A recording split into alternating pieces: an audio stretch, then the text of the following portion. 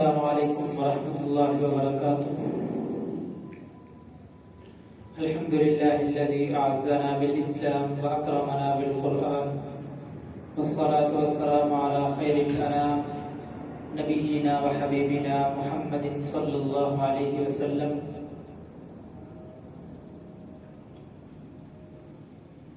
اما بعد، قال اللہ عز وجل فی القرآن المجید والفرقان الحمید، فأعوذ باللہ السمیع العلیم من الشیطان الرجیم، بسم اللہ الرحمن الرحیم۔ أَإِنَّا لَتَارِكُو آلِهَتِنَا لِشَاعِرٍ مَجْنُونٍ۔ حضرات گرامی، آج ہمارا معاشرہ تباہی و بربادی کے کنارے پر پہنچ چکا ہے۔ ہمارا معاشرہ گناہوں کی دلدل میں پھنس چکا ہے۔ بہت ہی سنگین گناہ ہماری رگ رگ میں بس چکے ہیں۔ آج ہم کوشش کرنے کے باوجود بھی گناہ چھوڑ نہیں سکتے۔ گناہ چھوڑنا چاہتے ہیں، لیکن جو گناہ کرنے کی عادت پڑ چکی ہے وہ جا نہیں رہی۔ ہمارے گناہ نہیں چھوٹ رہے۔ ہم اخلاقی طور پر نیست و نابود ہو چکے ہیں۔ ہمارے اخلاق بگڑ چکے ہیں۔ ہمارے گھر کے ماحول، ہمارے گھر والے، ہمارے بیوی بچے، رشتہ دار گناہوں میں مبتلا ہو چکے ہیں۔ ہمارا معاشرہ اخلاقی طور پر انحطاط کو پہنچ چکا ہے۔ اب مسئلہ یہ ہے کہ یہ جو گناہ ہے، یہ جو اخلاقی بگاڑ ہے، یہ جو گناہ ہمارے رگ رگ میں بس چکے ہیں، یہ جو ہمارا معاشرہ تباہی و بربادی کے کنارے پر پہنچ چکا ہے، اس معاشرے کی اصلاح کس طرح کی جائے؟ ہمارا معاشرہ جو کہ تباہی و بربادی کے کنارے پر ہے، اس کو واپس کیسے لے کے آنا ہے؟ اس کو سدھارنا کیسے ہے؟ اس کی اصلاح کس طرح کرنی ہے؟ تو سب سے پہلے ہمیں یہ بات دیکھنی ہوگی کہ معاشرے کی اصلاح کے لیے کیا چیزیں ضروری ہیں۔ تو ان چیزوں کو دیکھنے کے لیے ہم سب سے پہلے یہ دیکھیں گے کہ جب آپ علیہ الصلوۃ والسلام نے مکہ مکرمہ سے ہجرت کرنے کے بعد مدینہ منورہ میں ایک اسلامی معاشرے کی اور ایک مثالی معاشرے کی مثال قائم کی تھی، ایک اسلامی معاشرہ قائم کیا تھا، آپ علیہ الصلوۃ والسلام نے وہ جو مدینہ منورہ میں ایک اسلامی اور مثالی معاشرہ قائم کیا تھا، اس معاشرے کی خصوصیات کیا تھی؟ اس معاشرے سے جو برائیاں ختم کی گئی وہ کون سی برائیاں تھیں جن کو ہمیں چھوڑنا ہوگا؟ وہ کیا ان میں وہ کیا چیزیں ہیں، وہ کیا خصوصیات ہیں جن کو ہمیں آج اپنانا ہے؟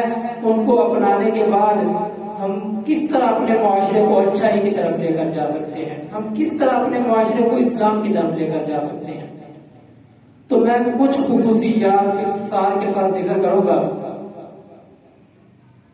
جب ہم آپ علیہ الصلوۃ والسلام کی سیرت طیبہ کا مطالعہ کریں تو ہمیں آپ علیہ الصلوۃ والسلام کی سیرت طیبہ سے ایک بات ملتی ہے کہ آپ علیہ الصلوۃ والسلام نے جب مکہ مکرمہ میں نبوت کا دعویٰ کرنے کے بعد جب سب سے پہلے جس چیز کا اعلان کیا وہ تھا کلمہ توحید۔ قولوا لا الہ الا اللہ تفلحوا، لا الہ الا اللہ پڑھ لو کامیاب ہو جاؤ گے۔ آپ علیہ الصلوۃ والسلام نے سب سے پہلے توحید کی دعوت دی۔ توحید کا صدق کے دل سے اقرار اور شرک سے برات اور لا تعلقی کرنی ہے۔ سب سے پہلا کام جو ہمیں کرنا ہے وہ ہے توحید، اللہ رب العزت کو ایک ماننا، اور جو گناہ چھوڑنا ہے وہ ہے شرک، شرک سے بیداری اور لا تعلقی کا اعلان کرنا ہے۔ جب ہم اس چیز کو چھوڑیں گے ہمارے اندر تبدیلیاں آئیں گی۔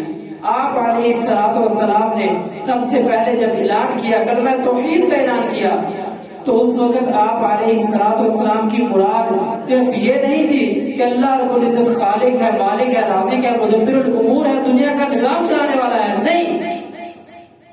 مشرکین مکہ اللہ رب العزت کو خالق و مالک مانتے تھے، جب ان پر کوئی مشکل آتی تھی وہ اللہ رب العزت سے مدد تو مانگتے تھے، پھر ایسی کیا چیز تھی جسے دیکھ کر آپ علیہ السلام نے انہیں کلمہ توحید کی دعوت دی؟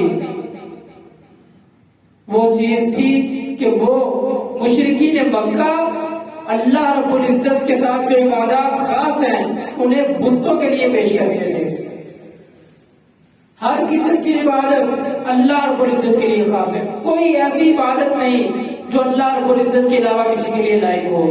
یہی چیز تھی جو آپ علیہ السلام مشرکین مکہ کو سمجھانا چاہتے تھے۔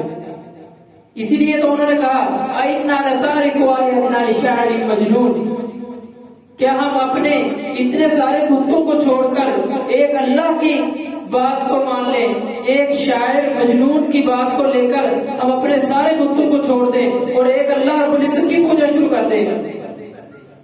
یہی بات تھی جس کی آپ علیہ السلام نے سب سے پہلے مکہ مکرمہ میں نبوت کے بعد دعوت دی کہ توحید، اللہ رب العزت کو ایک ماننا۔ مشرکین مکہ جن کو آپ علیہ السلام نے سب سے پہلے دعوت دی، نماز، روزہ، حج، زکات، نذر و نیاز، رکوع و سجود، الغرض ہر قسم کی عبادت صرف اور صرف اللہ رب العزت کے لیے خاص۔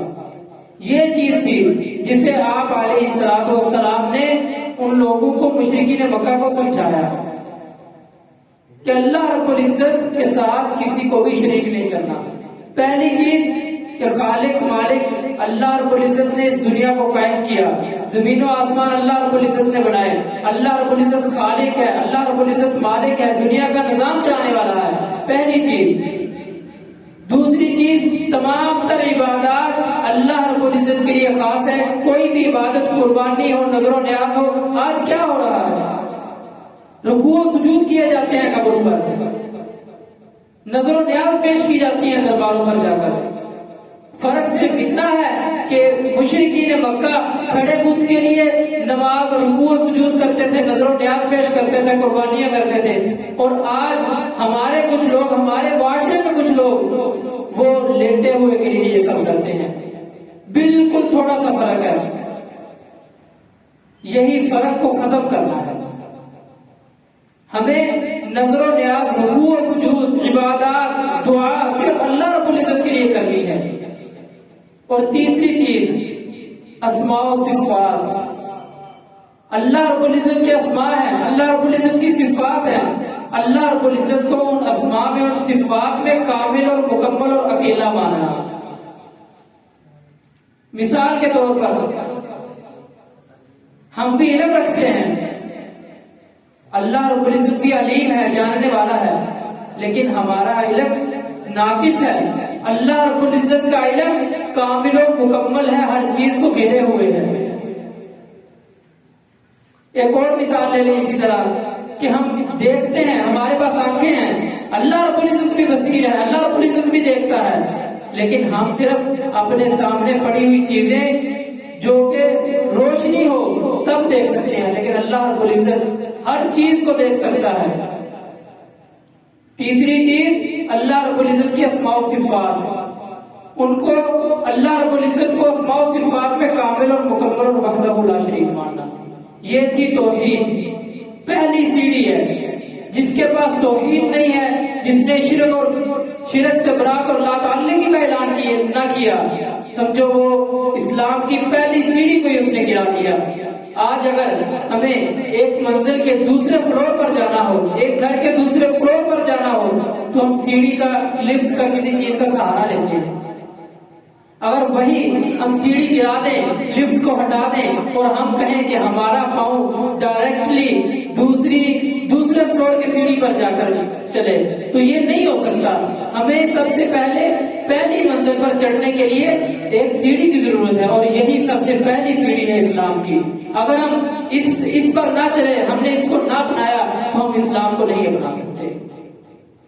توحید میں اپنے آپ کو بہتر بنائیں، شرک سے برات اور لا تعلقی کا اعلان کریں۔ اللہ رب العزت سے دعا ہے کہ اللہ رب العزت ہمیں توحید کو سمجھنے کی، شرک سے برات اور لا تعلقی کا اعلان کرنے کی، شرک کو چھوڑنے کی توفیق عطا فرمائے۔ وما علینا الا البلاغ المبین۔